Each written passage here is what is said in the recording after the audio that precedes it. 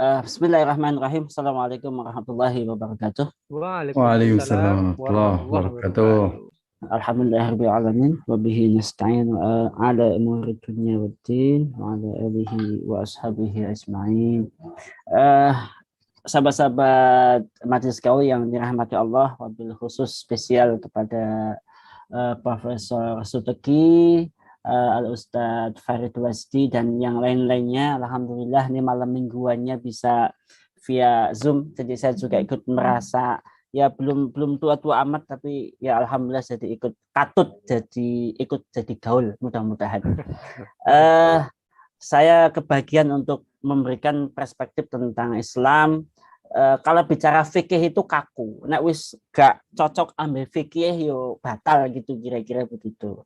Cuman saya ingin memberikan mukadimah. Yang pertama adalah apa yang terjadi di Afghanistan itu terkait dengan kelompok Taliban ini menjadi satu indikator yang luar biasa karena memang secara simultan berimbas kepada tempat-tempat yang lain, khusus negeri-negeri Islam.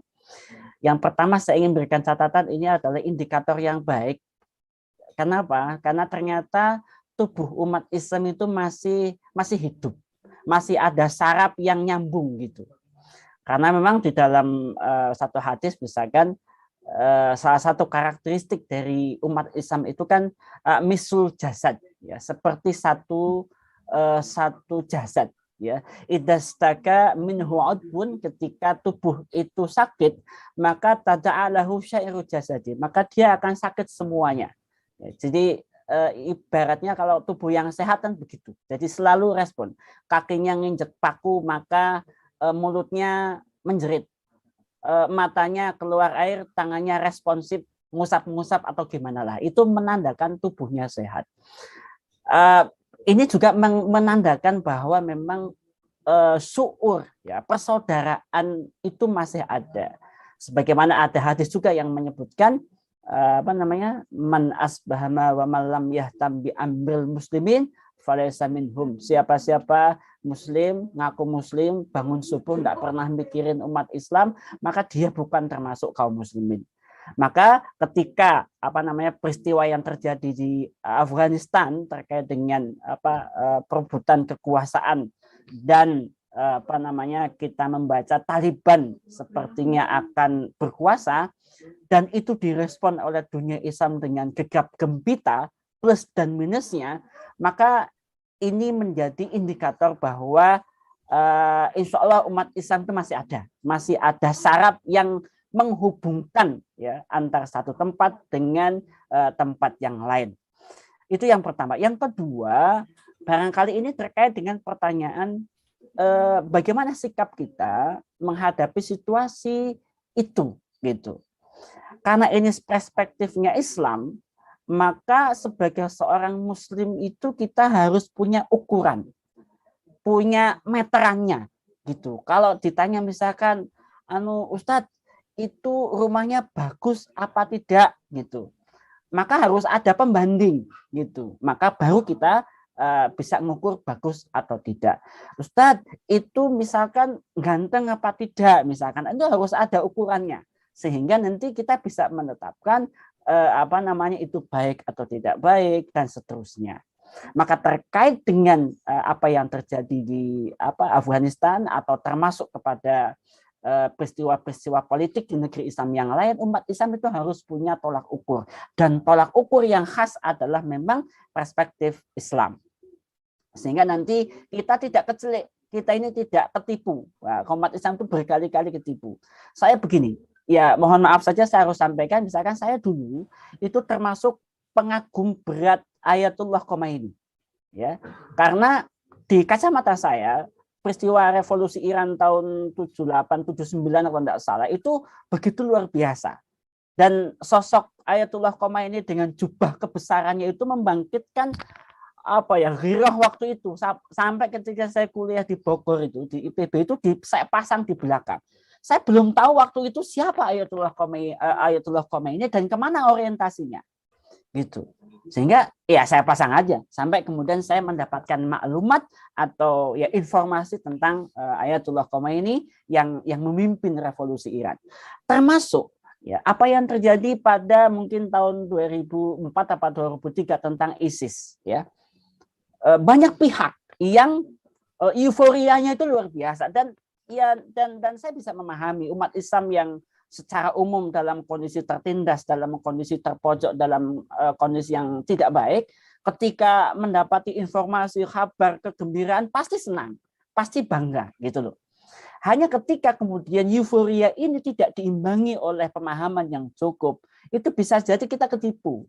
Kemudian hari misalkan ketika ISIS dideklarasikan sebagai nation Islamic State, misalkan apa khilafah atau apa, ternyata ini di akhir-akhir kita mendapati indikator bahwa ISIS itu adalah sebuah permainan politik yang dilakukan oleh Barat. Untuk apa? Untuk mencitra burukkan Islam, wabil khusus ajaran tentang khilafah. Sehingga kita jangan sampai ketipu lagi gitu loh. Jangan sampai ketipu lagi. Nah, supaya kita ini tidak ketipu lagi dengan cara oleh propaganda atau strategi politik yang dimainkan oleh Barat, maka umat Islam itu perlu memiliki cara pandang yang khas. Jadi ketika melihat peristiwa ini mungkin ada cara pandang yang standar ya. Standar itu ya dari view sosial, dari sisi atau namanya ya pragmatis. Oh, itu Islam harus kita dukung. Nah, itu standar, bagus itu. Dan memang secara zahir mereka adalah muslim yang tentu setiap kemenangan mereka itu ya alhamdulillah akan membawa di lubuk hati kita itu apa namanya ada kebanggaan dan senanglah melihat mereka menang. Hanya ada perspektif berikutnya yang harus kita pakai. Apa? Perspektif tinjauan politik. Mungkin ini butuh maklumat tambahan karena anak ini anak muda ya, anak-anak gaul mungkin perlulah wawasan politiknya itu dibuka. Supaya apa? Supaya bisa mengikuti timeline Afghanistan itu seperti apa.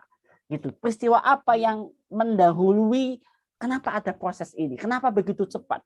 Gitu loh. Kenapa harus ada deal-deal sebelumnya? Sehingga nanti kita bisa merangkai apa peristiwa-peristiwa itu secara objektif. Sehingga kita nanti tidak ketipu lagi dengan permainan politik tingkat tinggi. Jadi tahu-tahu misalkan ini ada apa kompromi dari mohon maaf umat Islam dari pejuang Taliban yang mohon maaf bisa jadi ada orang-orang yang dipasang atau mungkin jadi anteknya lagi gitu kan.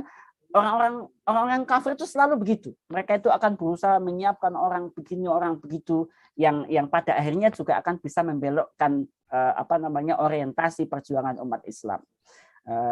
Itu sudut pandang politik dan tentu saja ini agak berat karena memang biasanya ilmu politik itu selalu dipenuhi dengan suudzon. Nah, apalagi kalau bicara politik Islam karena di dalam ayat itu kan disebutkan misalkan muslim itu kan harus ruhama'u bainahum ya, sesama muslim itu harus begitu, sementara kepada orang kafir itu asyida'u 'alal kuffar ruhama'u bainahum kan gitu. Kepada orang kafir itu suudzon, kepada sesama muslim husnuzon. Nah, sudut pandang ketiga yang menurut hemat saya ini yang menjadi konsentrasi kita sebagai seorang muslim adalah bagaimana cara Islam menilai ya, cara Islam menilai, dan tentu ini membutuhkan pemahaman tambahan terkait dengan